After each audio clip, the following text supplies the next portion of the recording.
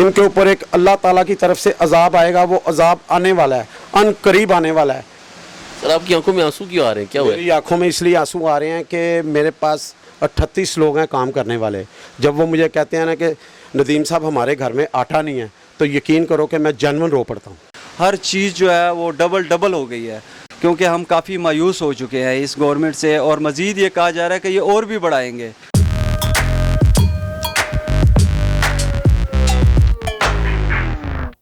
जी viewers, आपको बताया था कि हम लोग इस टाइम पे लाहौर शहर की सबसे बड़ी फर्नीचर मार्केट जो कि पूरे एशिया में मशहूर है, चिन्योट के बाद, उस मार्केट में मौजूद है। और यहाँ पे एक फर्नीचर शोरूम है, मुबारक फर्नीचर।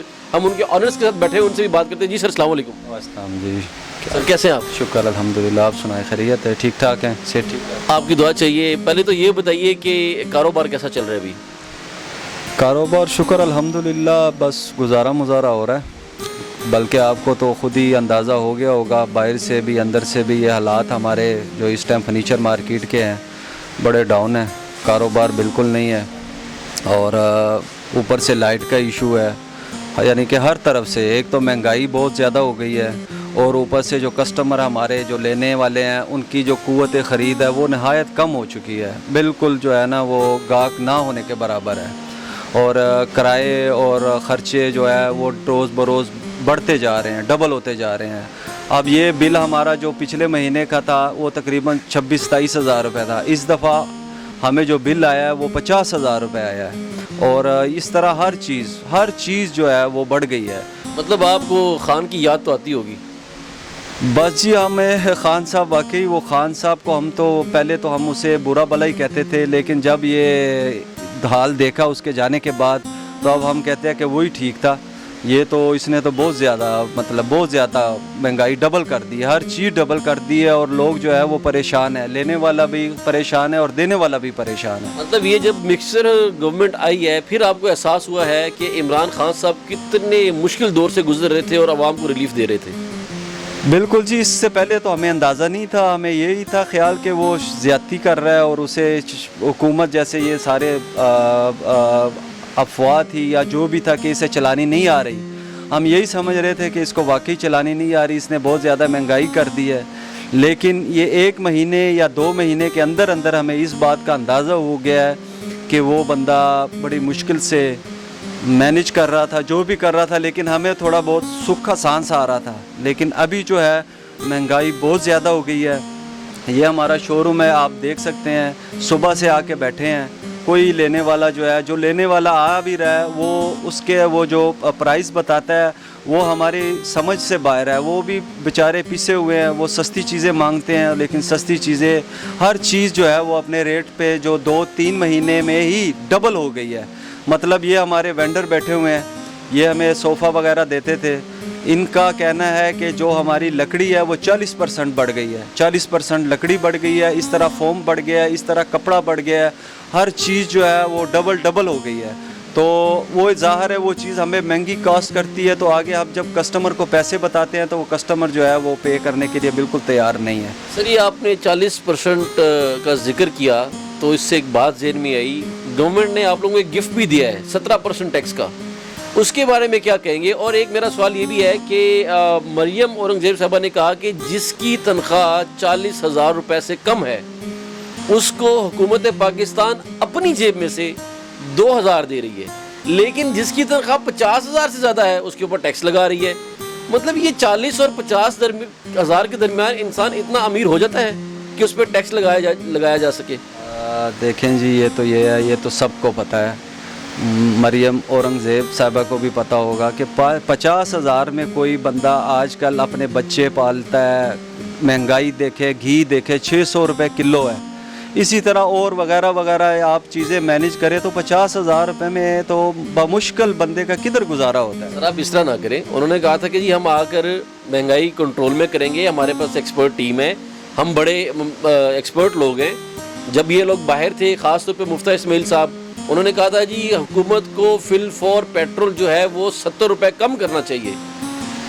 देखें जी, हम खुद जो है ना इसके नून लीग के सपोर्टर हैं भी, थे भी, और अभी तो आइंदा पता नहीं रहेंगे कि नहीं रहेंगे। मैं तो मुकम्मल उनका सपोर्टर था, अभी तक हूँ। आप चाहे मुझे मेरी फेसबुक देख लें, लेकिन इन्होंने हमें बहुत ज़्यादा मायूस किया है और बहुत ज़्यादा परेशान। अभी आपने जो 40% जो सेल पर 17% लगाने लगे हैं, इसके ऊपर हमने एहतजाज भी किया है, एहतजाज रिकॉर्ड भी करवाया है। अब ये देखें ना कि इस महंगाई के दौर पे इस प्राइस के ऊपर अगर 17% टैक्स भी लगता है तो जाहिर है वो तो कस्टमर के ऊपर ही जाएगा। तो मेरा ख्याल है कि हम ये दुकानें वगैरह बंद करके फिर इसको अल्लाह हाफिज़ ही करेंगे। ये तो हमारी समझ से बाहर होता जा रहा है। महंगाई बहुत ज़्यादा हो गई है, बहुत ज़्यादा हो गई है। सर आपके मियाँ साहब ने ये कहा था, छोटे मियाँ साहब ने, कि जी मैं अपने कपड़े बेच के और आवाम को सस्ता आटा दूंगा। तो अगर उनके कपड़े ऑक्शन में लाए जाए तो आप कितने में ख़रीदेंगे? ये तो उनके, मैं अगर मुझे, क्योंकि मुझे उनसे प्यार है, वो हमारे कायद हैं, मैं तो ख़रीदार हूँ, जितनी मेरी हैसियत होगी उतनी लगाऊंगा। लेकिन इस चीज़ों से ये तो सिर्फ मैं हम भी ये सुन के जो है इनके काफ़ी फ़ैन थे, लेकिन हमें अब पता लग रहा है कि ये सारे सियासी बयान थे, क्योंकि हम काफ़ी मायूस हो चुके हैं इस गवर्नमेंट से, और मज़ीद ये कहा जा रहा है कि ये और भी बढ़ाएंगे। तो मैं इनको यही पैगाम दूंगा कि वल्लाह आप कोई नज़र सानी करें और ये कारोबार को आप देखें, क्योंकि ये लोग, हमें यही सुनने को आ रहा था कि ये कारोबारी लोग हैं, ये कारोबार को चलाएंगे, लेकिन ये 2 महीनों में जो कारोबार चल रहे थे वो भी ठप हो गए हैं। आप और भी सर्वे करेंगे तो आपको यही कहने को मिलेगा कि कारोबार बिल्कुल ना होने के बराबर है। बिल्कुल हम अपने ख़र्चों से जो है ना वो तंग हुए पड़े हैं। मुलाजमों की तनख्वाहें हैं, बिजली के बिल है, शोरूम का रेंट है, ये देना हमारे लिए नहायत मुश्किल हो चुका है। और बाकी ये हमारे वेंडर बैठे हुए हैं, इनसे भी आप पूछें कि इनको जो हमसे सामान जो हम इनसे ले रहे थे ये भी काफ़ी बढ़ा रहे हैं, और इनको पीछे से जो है ना वो काफ़ी महंगा मिल रहा है सामान। सर मैं एक और सवाल आपसे करना चाहूँगा कि अगर आज इमरान खान साहब सियासत छोड़ देते हैं, एग्जाम्पल इमरान खान साहब सियासत को खैर बात कह देते हैं, तो ये सारी जमातें जो इकट्ठी हुई हैं ये किसके खिलाफ इलेक्शन लड़ेंगी? ये तो ये बयान तो ये मैं तो कहता हूँ कि ये तो इनको पता होगा कि ये किनके ख़िलाफ़ लड़ेंगी और क्या। ये मेरा ख्याल है ये बाद में फिर वही पुराने वाला सिस्टम हो जाएगा। बहरहाल खान साहब से तो हम खैर थे ही थे, लेकिन इन्होंने हमें काफ़ी मायूस किया है, और हम ये इनसे फिलफोर मुतालबा करते हैं कि ये वल्लाह इस चीज़ को देखे, मैनेज करे, ये महंगाई कम करे, ये टैक्स वगैरह का जो है इशू है इसको ख़त्म करे और रिलीफ दें। लोग बहुत ज़्यादा परेशान हैं, वल्लाह बहुत ज़्यादा परेशान है। कोई छोटे मियाँ साहब को मैसेज देना चाहेंगे? बस छोटे मियाँ साहब को हम यही कहना चाहेंगे कि मियाँ साहब आप मेहरबानी करें, आप जो पुराने आपके जो वादे थे, जो आप हमें सुनाते थे, जिस पे हम आपसे मुतमईन भी थे, वो हमें वही जो है ना वही पुराना दौर लाएं, ये महंगाई ख़त्म करें और फिलफोर जो है नज़र सानी करें। बस यही है, मैं उसको मैसेज देना चाहूँगा। बहुत मेहरबानी, शुक्रिया। हमारे साथ एक और भाई बैठे हैं जो कि इनके वेंडर हैं, उनसे भी जानने की कोशिश करते हैं। सर अस्सलाम वालेकुम। इस्लाम जी भजन, क्या हाल है? ठीक हैं आप? सर मैं बिल्कुल ठीक ठाक, अल्लाह का शुक्र। आपका नाम? मेरा नाम मोहम्मद नदीम है। मैं मुबारक शाह को माल देता था, तो 40% पीछे से माल महंगा हो गया, फोम महंगा हो गया, हर चीज़ महंगी हो गई। आज 15-16 दिन हो गए मैं बिल्कुल काम नहीं कर रहा हूँ। ये मुझे कहते हैं माल भेजो, मैं कहता हूँ आगे से रेट बढ़ाएं। ना ये रेट बढ़ा रहे हैं ना मैं माल भेज रहा हूँ। आज 15 दिन हो गए मेरी वर्कशॉपों में ताले लगे हुए हैं, बंद हुई हुई हैं, और मैं बहुत ज़्यादा परेशान हूँ। मैं कभी इतना ज़िंदगी में परेशान नहीं हुआ जितना ये मैं 15-20 दिन में परेशान हो गया हूँ। सर ये बताइए कि आपने वोट किसको दिया था? वोट हमने इमरान खान को दिया था, और इमरान खान से हमें बड़ी उम्मीदें थी। ये 28 साल से एक जाल बनाया हुआ था, इमरान खान साहब ने वो जाल काटने की कोशिश की है, उसी जाल में इन्होंने इमरान खान को डाल दिया। तो बाकी आगे जो दौर आ रहा है वो तो हमें ऐसे नज़र आ रहा है कि हमें आगे मेहनत मजदूरी जो है ना वो बिल्कुल ख़त्म हो रही है, ज़ीरो हो रहे हैं हम लोग, बिल्कुल ज़ीरो हो रहे हैं। इन्होंने हुकूमत की है, उनके पीछे पड़े हुए थे सारी, मसलन के जरदारी वगैरह दूसरे सब बैठे हुए थे, तो इन्होंने कहा कि कोई ना कोई मसला ऐसा करे, इमरान खान को उतारे। अब उतार के जो हमारे साथ कर रहे हैं ये ठीक नहीं कर रहे हैं। इनके ऊपर एक अल्लाह ताला की तरफ से अजाब आएगा, वो अजाब आने वाला है, अन करीब आने वाला है। इंशाअल्लाह ताला ये रात को सोएंगे और सुबह हर चीज़ क्लियर होगी। सर जिस तरह पाकिस्तान में और भी बहुत सी इंडस्ट्रीज़ हैं जी, इस तरह फर्नीचर मार्केट भी एक बहुत बड़ी इंडस्ट्री है। फर्नीचर ऑफिस में चाहिए, घर में चाहिए, आपका अगर कोई सिनेमा हॉल बन रहा है उसमें फर्नीचर चाहिए, अगर आपका वैसे कोई शॉपिंग मॉल बन रहा है उसमें फर्नीचर चाहिए, फर्नीचर हर जगह पे चाहिए। और इस फर्नीचर इंडस्ट्री से बहुत से लोगों का रिजल्ट जुड़ा हुआ है। और जिस तरह आप बता रहे हैं कि आपकी फैक्ट्री जो है, मैन्युफैक्चरिंग फैक्ट्री जो है वो बंद पड़ी हुई है, जीरो हो गई है। और काफ़ी लोग ऐसे होंगे जो इससे मुतासिर हुए होंगे। 17-18 मेरे पास लोग काम करते हैं, आते हैं कि नदीम साहब कुछ करो। मैं क्या यार मैं क्या करूं, ये शहबाज शरीफ से जाके पूछो और हमजा शहबाज से जाके पूछो कि क्या करना है। हम तो बिल्कुल ज़ीरो हो गए हैं। इनकी हुकूमत ने हमको बिल्कुल ज़ीरो कर दिया है, और हम तो बस ये दुआएं मांगते हैं कि या अल्लाह कोई ऐसा हुक्मरान आए, इनको भी सीधा करे और हमें भी सीधा करे।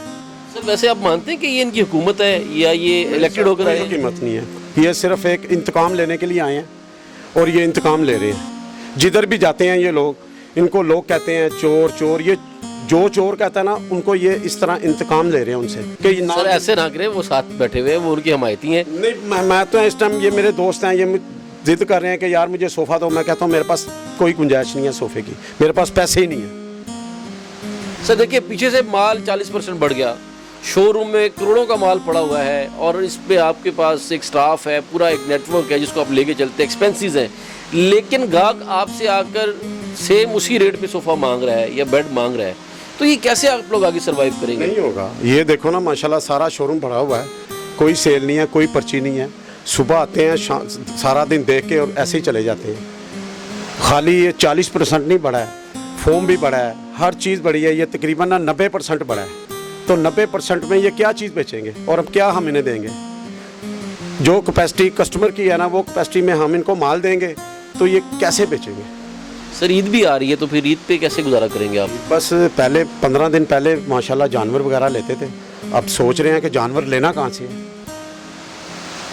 ये हालात हो गए हैं। यहाँ पे मेरा आगे अंदर भी काम है माशाल्लाह, हर तकरीबन 15-16 दिन हो गया, हर बंदे को मैंने कह दिया कि मैंने कहा यार अब काम की गुंजाइश नहीं है, ना वो रेट बढ़ा रहे, ना कोई ऐसा निज़ाम है। बस ये अल्लाह ताला ही निज़ाम चलाने वाला है। 76 साल हो गए हैं, वही चला रहा है। ये आ रहे हैं अपना कोई ना कोई सिलसिला करके। देखो 28 साल हो गए हैं इनको, 28 साल में इन्होंने क्या किया है? सर आपकी आंखों में आंसू क्यों आ रहे हैं, क्या हुआ है? मेरी आंखों में इसलिए आंसू आ रहे हैं कि मेरे पास 38 लोग हैं काम करने वाले।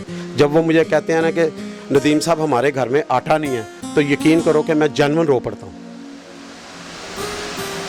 कि हमें 2 किलो आटा ले दें ताकि हमारे घर में खाना पक जाए, रोटी पक जाए, हम अपने बच्चे को चटनी से रोटी खिला दें। इन्होंने ऐसा दौर कर दिया है। आगे देखो क्या करते हैं। अब ये पहली के बाद देखते हैं कौन सा बम फटता है।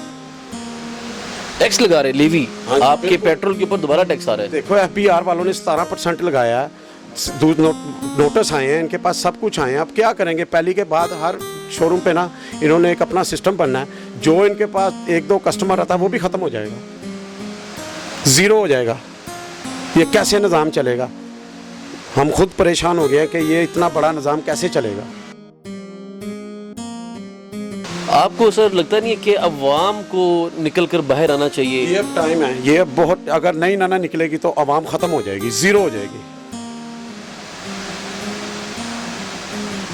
ऐसा लगता है कि हमारे जीने से या मरने से इनको कोई फ़ायदा नहीं, कोई फ़र्क नहीं पड़ेगा। सगों ये खुश होंगे कि ये लोग जो है ना जहन्नम की तरफ जा रहे हैं। हमें खुद इतनी तकलीफ़ हो रही है। देखो काम कर रहे हैं, इन लोगों के साथ आते हैं, अस्सलाम वालेकुम, मुबारक भाई क्या हाल है, ठीक है, ऐसे दराज खोलते हैं, ये ऐसे पैसे दे रहे हैं। हम इनके पास अब आ रहे हैं, यार खान साहब एक 2000 रुपये देना, तो आगे से ये भी कहते थे यार वो लड़का ज़रा चेंज लेने गया हुआ है।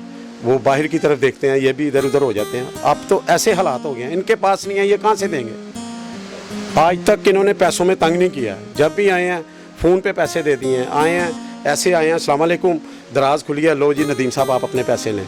अब तो इनके पास से 2000 रुपये लेना मुश्किल हो गया। मैं 4-5 शोरूमों पे गया हूँ, वापटा टाउन गया हूँ, इधर गया हूँ, किसी ने कोई पैसे नहीं दिए। वो कहते हैं जी सेल ही नहीं है। अब ये कैसे मुल्क चलेगा? ये इस चीज़ से हम परेशान हो गए हैं। एक अच्छा वाला सिस्टम चल रहा था, हर बंदा अपने बच्चों की रोटी कमा रहा था, ये एकदम रोटी बंद हो गई है, ज़ीरो हो गई है। मतलब ये कोरोना से भी बुरे हालात हैं। बहुत ज़्यादा। कोरोना कुछ नहीं था, कोरोना में फिर भी हम मेहनत मजदूरी कर रहे थे, अपने बच्चों का पेट पाल रहे थे, अपनी वर्कशॉपों का निज़ाम चला रहे थे। इन्होंने तो पता नहीं ये कौन सा, वो तो कोरोना था ना, ये एक नया कोरोना है, ये किसी को समझ नहीं आ रही ये कौन सा कोरोना है। सर लाखों का बिजनेस करना और उसके बाद 2-3 हज़ार रुपए के लिए सारा दिन फिरना, तो ये कैसे फेस कर रहे हैं अभी आप? फेस अब इसी तरह कर रहे हैं। मैं सुबह से निकला हूँ तकरीबन 2 बजे से, तो मुझे सारा टोटल 3,000 रुपये मिला है। तो 3,000 रुपये में वर्कशॉपें नहीं चलती हैं, घर नहीं चलते,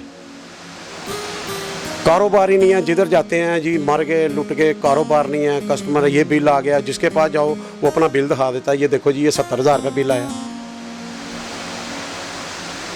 कुछ कहना चाहेंगे आप मौजूदा गवर्नमेंट को? नहीं जी, गवर्नमेंट को क्या कहना है कि बस इनको अल्लाह ताला नेकी की हिदायत दे। हम जैसे सिस्टम में काम कर रहे थे हमें वैसे काम करने दें, बस हमें और कुछ नहीं चाहिए। कोई भी पार्टी आए हमारे कारोबार को डिस्टर्ब ना करें। हम इस टाइम बहुत ज़्यादा डिस्टर्ब हुए हैं, बहुत ज़्यादा परेशान हुए हैं। बड़े बड़े अच्छे दोस्त हैं, महंगाई ने ना हमें निचोड़ दिया है। जिस तरह ये मेरे जिस्म के अंदर से पसीना निकल रहा ना, इसी तरह इन्होंने हमें कारोबार में निचोड़ दिया। अल्लाह ताला इनको नेकी की हिदायत दे। मैं तो बार बार कहूँगा कि हमारे इस मुल्क को अच्छी तरफ लेके जाएं बस। व्यूअर्स आगे चलते हैं और मार्केट में लोगों से जानने की कोशिश करते हैं कि क्या व्यूज़ रखते हैं इस गवर्नमेंट के बारे में, जो टैक्स लगे उसके बारे में, और फिर जो आगे मज़ीद टैक्स के लिए मुफ्ता इस्माइल साहब एक प्लानिंग तैयार करें, एक नया बम तैयार करें इस गयूर और गरीब आवाम के लिए। आगे चलते हैं।